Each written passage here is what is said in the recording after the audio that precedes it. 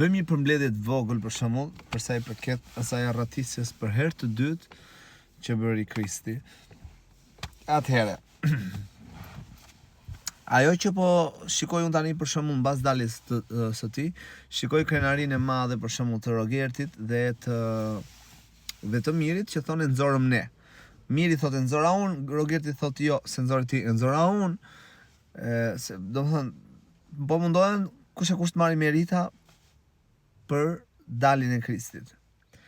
Ndërkohë, asnjëri as tjetri, mendoj unë, nuk e kanë detyruar Kristin të dalë.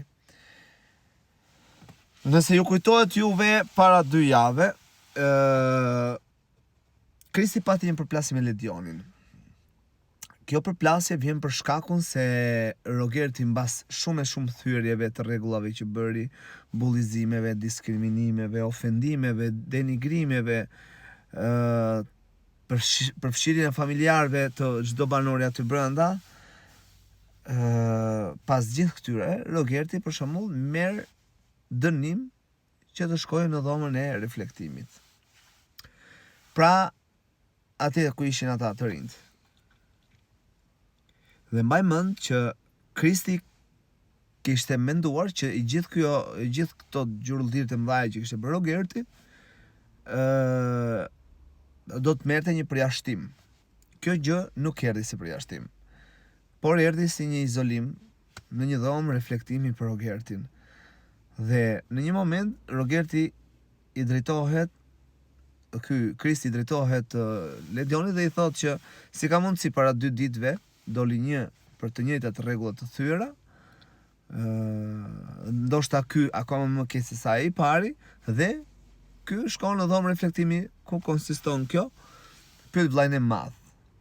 Kjo gjë aty i ngeli në mendje, se duket që është ka inat për padrejtësitë që bëhen aty. Unë mendoj që e gjitha kjo nuk është se ai u tregua i dobët nga debati i Mirit apo nga debati i Rogertit, unë them se këto punë janë më të thella.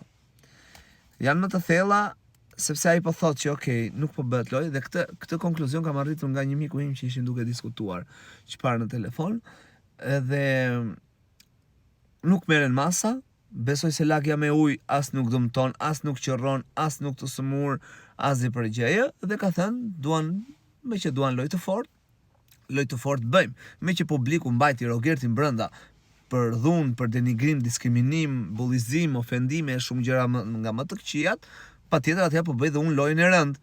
Dhe loja e rëndë e tij ishte kjo me ujë, të lagi me ujë. Dhe loja e rëndë e tij bëri që dilte për herë të dytë nga shtëpia.